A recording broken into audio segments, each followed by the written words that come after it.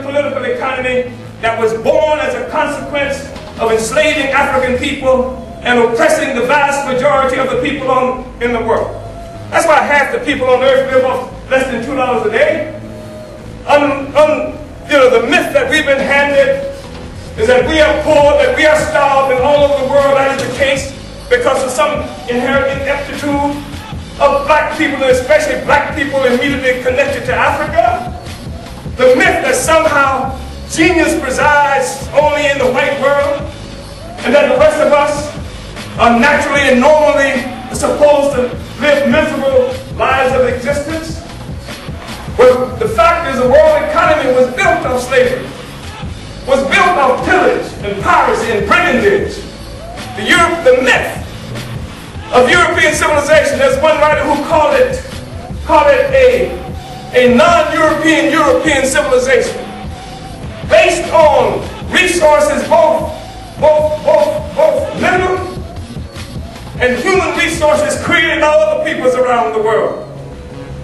The British, known as the tea drinkers, they are not known as the ones who fought a war, an opium war in 1841-42 against China, forced China to give them tea. China didn't want to deal with them, forced China to trade opium that they provided to China for the tea. This is why Britain is known as a tea drinker. Tea is not something that comes naturally in England. Hershey, Pennsylvania. Hershey, Pennsylvania. Where does the cocoa come from? They don't grow cocoa beans in Pennsylvania in the United States of America. What about any supermarket that you go to in this country and throughout the United States to buy your aluminum wraps and other things like that, coming from the bauxite that they brought from Guyana or from Guinea-Conakry? This is the non-European European civilization that they brag about. It's come as a consequence of bloodshed and suffering, the theft of our human resources and our lives and our identities. And so here we are, just a handful of us starving happily, knowing that we're Jamaican or Trinidadian as opposed to being connected to the continent of Africa.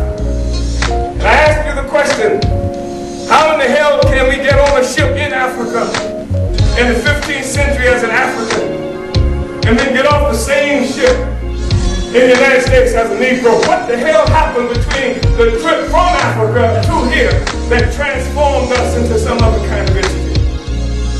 You don't have to go to school to understand that doesn't make any sense. In fact, you have to go to school to believe that that is the case. So we are one people.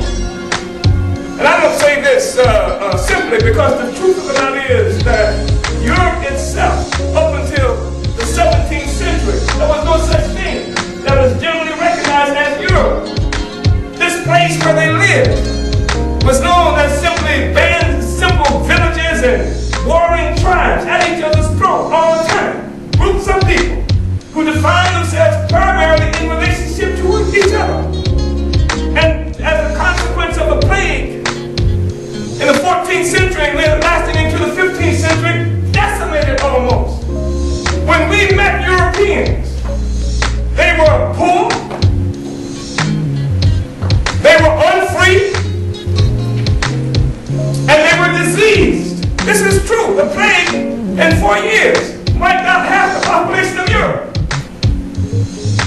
There's no such thing as European, identified primarily in relationship to each other. What is it that created the European and the European identity? What is it that consolidated this group into a sense of sameness, separate and different from the rest of us? And not only separate and different, but superior to the rest of us. It was slavery and colonialism.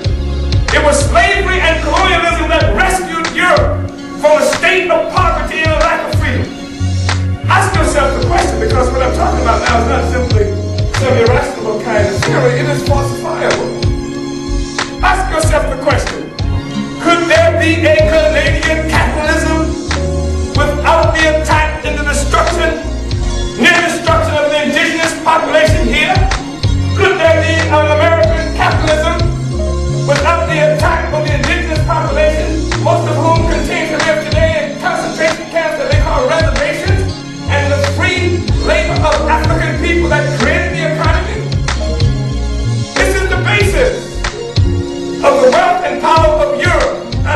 from Canada and North America because they're examples of it. When I talk about how we got here in Haiti, maybe the vast majority of the Africans who were brought into slavery as captives maybe went to Haiti. Because, you know, the average lifespan of an African captive in Haiti was something like 7 years. 7 years, worked to the death. But the thing that made Haiti what it was, that made the revolution what it was not an assumption of we are here alone, was the fact that they kept bringing Africans from Africa. Because you get complacent in your captivity and slavery once you're there. But Africans fresh from the continent coming and landing in Haiti, that was the source of the power of the revolution itself. So we can't afford to divide.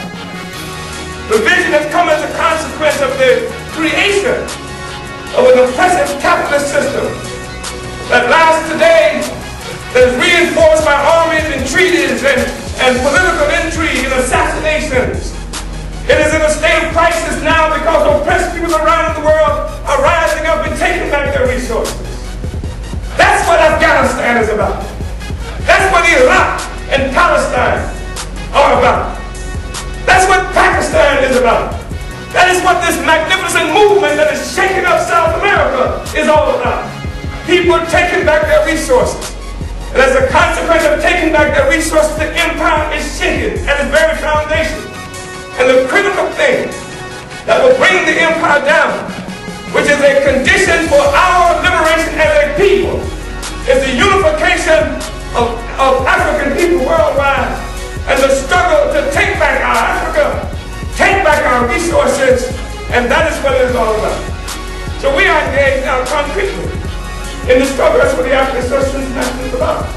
We work concretely today in West Africa, primarily in Sierra Leone, increasingly in Guinea-Conakry and in Liberia, in East Africa, primarily in Kenya, but in moving toward Tanzania and Somalia.